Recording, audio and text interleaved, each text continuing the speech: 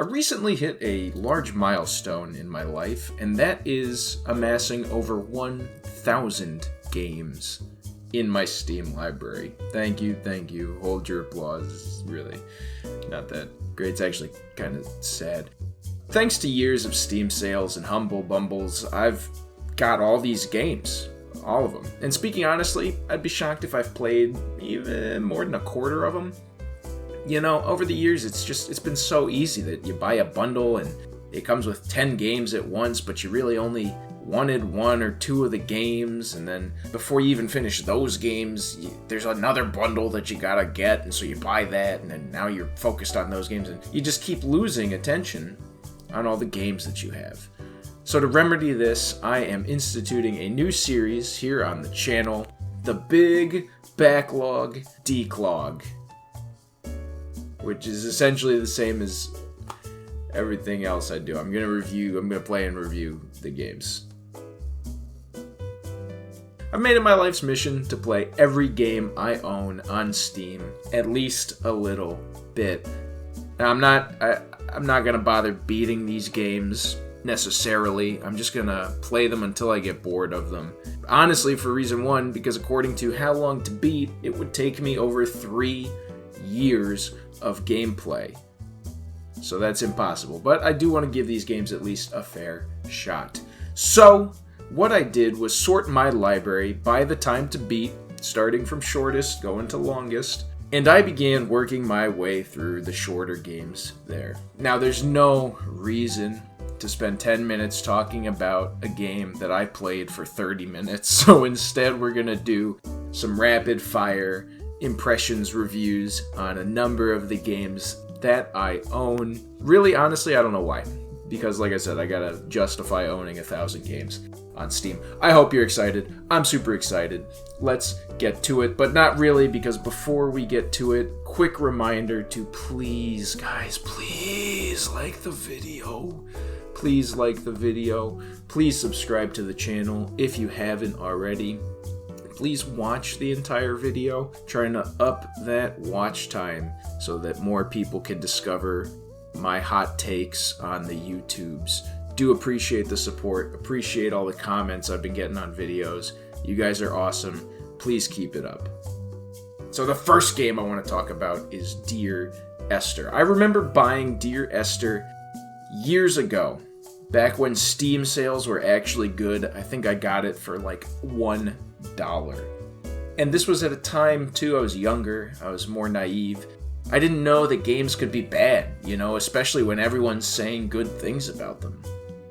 Now, if I'm recalling correctly, because I'm not going to do any research for this channel, this game is really the one that started the whole walking simulator craze. You may have picked up on this in some of my other videos. Really is a craze that I do not understand. You know, because I play games to play them, to interact with them. A walking simulator is an audiobook. That's it. Oh my gosh. And in this game, you walk around, you're walking so slow. And what even is the story in this game? It's like there's just a British guy talking about, like, I think a car accident, but then why are you on this island? And there's weird glyphs in a cave? And is it because of me? Who am I? Why do we care about this? Why is this game highly regarded? Why? I'd have to give Dear Esther a 1 out of 5. Now, Spooky Cats, this game actually looks a lot worse than it is. Ultimately, it's a passable platformer. The only thing holding it back is that it does look like a Newgrounds Flash game from 2002. And honestly, if it was a free Flash games, probably be one of the better ones. I'd probably go to Newgrounds to play this back in middle school. Unfortunately, this is a actual pay, actual money for this actual game kind of game. And its excessive use of way too loud cats sound effects, while again perfect for a free Flash game from 2002's Newgrounds, really grates on you and detracts from the overall experience. Oh, and of course, because of course, if you press escape thinking you're gonna pause the game, it actually exits the level and it takes you back to the level select, and there's no checkpoints in the level, so you have to start it over with no warning. And the levels are actually pretty long, so you might have just lost 5 minutes of time. Who thought this was a feature? This is not. Probably have to give that a 2 out of 5. Now, Proteus, this game, honestly, is even worse than Dear Esther, since it doesn't even try to have a story, or honestly, graphics. Every time you boot it up, it seems to just generate randomly some island for you to walk around on. It was a struggle to even capture the gameplay that you're seeing now. I guess, I don't know, why would you play this? What do you want to go to a park? You know, just go outside, but okay, maybe it's winter, I guess? And also you think really huge pixel graphics makes up for natural beauty? So then maybe you can play this game and feel like you're not in your cold, musty apartment? I don't know. But like, why? And really, there's, again, I don't know why you would, why is this a game? Why did I buy this? Why do I have this? I must have just the worst impulse control on Steam. I see like a minus 85% and I'm like, oh, I just gotta buy it. I gotta have this. How do they do that? They're in my brains, guys. I don't know how to, we gotta get them out. It's like a tick 0 out of 5 for Proteus.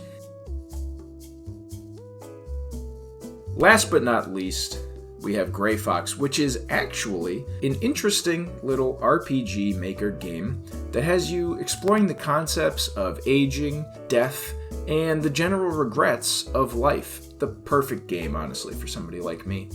You play through the end of 4 different elderly characters' lives, trying to piece together their past and present while ultimately deciding their future. I don't want to give too much away, as I did actually find this to be an engaging and occasionally emotional experience. The game is short. I played through it in about an hour. However, the choices you make when playing as each character do allow multiple playthroughs if that's something you're into. Plus, for only $2, it's really not a bad price for a decent experience. 3 out of 5 for Greyfox. Well, I don't know about you, but I am certainly starting to see why I never played these games. And I think we learned a valuable lesson today, that just because a game is in your Steam library doesn't mean you need to play it. Your time is more valuable than this. That said, I do feel obligated because I'm a masochist. So be on the lookout for part 2 in the future. I really enjoyed making this video. I hope you enjoyed watching it. Please let me know in the comments below what you think. Did you like the format? Are there other games that maybe I should check out?